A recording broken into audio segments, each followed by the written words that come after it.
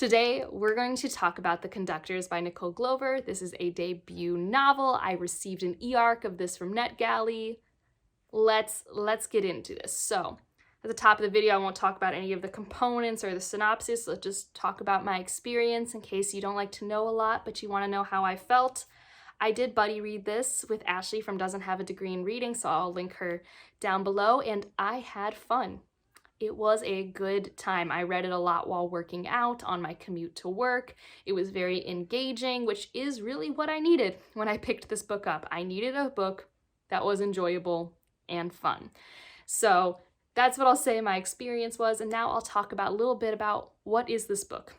So The Conductors is kind of, for me, a monster of the week detective story, very similar to what you would expect in a serialized drama like Bones or NCIS, where there is a mystery, something that must be solved, but really you're there because you love all those characters and how they interact and all of the side plots that are happening that week on that episode. It takes place in the late 1800s in Philadelphia, and you follow Hetty and Benji as they try to solve this string of murders in their community. Now, I feel like the title might be misleading. The Conductors refers to Hetty and Benji's former occupation. They are now actually just working in Philadelphia. One's a seamstress, one works at, I believe, a metalworking shop. There's a name for that, but I am forgetting it.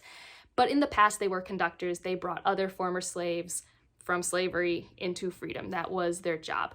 Another very cool thing about this setting is that there is magic. So it's a, historical fiction, fantasy, mystery book. And the magic is really cool. I really like the magic. You have magic that's kind of divided on cultural lines. So if you are white, you culturally kind of lend yourself towards sorcery, which uses wands. And if you are in the Black community, you tend to use this celestial magic with these kind of sigils that look like constellations in the sky. There is actually no reason why you couldn't use the other. It's purely cultural and based off laws. It's very arbitrary, much like a lot of things are. And so you kind of get to learn about this magic and this world, but through this little mystery. And let me just say that I love Hetty and Benji's relationship. That's what made this go from like an I like it story to like, this is really great and enjoyable.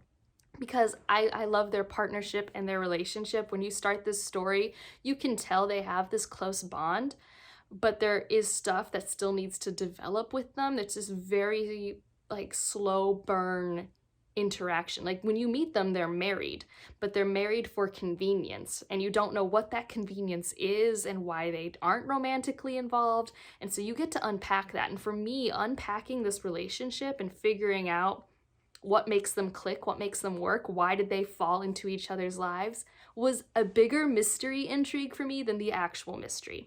I will say, for me, the weakest part of this book was the mystery, but because it helped facilitate me being in this community and seeing this relationship and experiencing the magic, it was good. It was a good enough mystery plot to make the fun happen. It was fine. Much like I said, how I like put my standard of mystery in like an episode of Bones. It doesn't have to be groundbreaking. I'm probably not going to remember the mystery after the fact. I want to watch, like in this case, Hetty and Benji interact. It's not dissimilar to watching Booth and Brendan. Like, I like watching partnerships solve mysteries and how that can unpack their inner relationship problems or successes, etc. I'm very big into interpersonal relationships, and this book I felt did it pretty well for just the fun, enjoyable, entertaining experience that this book was for me. I think I already mentioned I also really liked this community. I thought that this was a really well-developed community. Like at first, I was a little jarred. I felt like there were so many people and I didn't really have a sense of who everyone was and what was happening. But as the story progressed, it was very natural to be like, okay, this is this group of friends and this is how the community works and where everything lands. It took me a minute, but once I was there, I really actually felt like this was a real town that I could have traveled to into the past. And it felt so vibrant to me. Another thing that's done really well in this book is that you cannot have this be a post-Civil War book based in America and not talk about race. And although that is very there, like Hetty and Benji are Black in this primarily Black part of Philadelphia, and they do have to deal with racism and prejudice, But that's not the focal point of the story. The story is not about how do Hetty and Benji make it in a white person's world.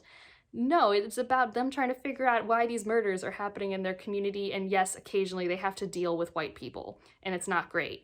So we're not like ignoring the past, but we're not putting our focus on it. Like these are just characters who are Black and have Black experience, and they just get to solve a cool mystery.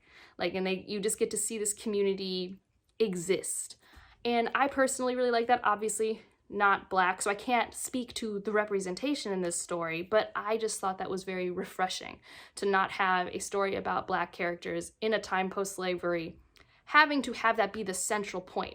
Like, slavery is still a part. Like, we have flashbacks into their time, being conductors, being slaves. Like, it's not erased, but it's not the central point of the story either, and I just think that's very refreshing for a story that has this time period and historical setting as what it is. If you are someone who likes things like Harry Dresden's like Monster of the Week, so like early books, like I'm talking like the first 2 books where it was just like, here's a mystery Harry has to solve and everything's chaotic until he solves it, like that type of plot. Like if you like that, that is definitely like the vibe here. Like this did feel like an urban fantasy mystery, but with a historical fantasy setting. And if you're cool with kind of softer magic, that's fine here, but I do think it shines the most with Hetty and Benji. They are great. So that's this kind of off the top of my head review. It's probably a garbled mess, but I had a fun time with this, and it's a new book. It's coming out the day in which you're seeing this video, so I hope you'll give it a look. It is a complete story, but it does definitely lend itself to further installments if it ends up being popular enough. I think I have heard that there might be a future book, but this is for sure a complete story, no cliffhanger. Everything that's introduced is resolved to some extent, at least in my opinion. You know, opinions. What are you gonna do? But that's it for this one. If you made it this far, put like a star emoji or a constellation because of the magic system in this one. If you've read it, feel free to talk to me about it, but it just came out, so I understand if you hadn't. If you think you might get to it, let me know. And otherwise, like if you liked it, subscribe if you want to, and I'll see you in the next one. Bye.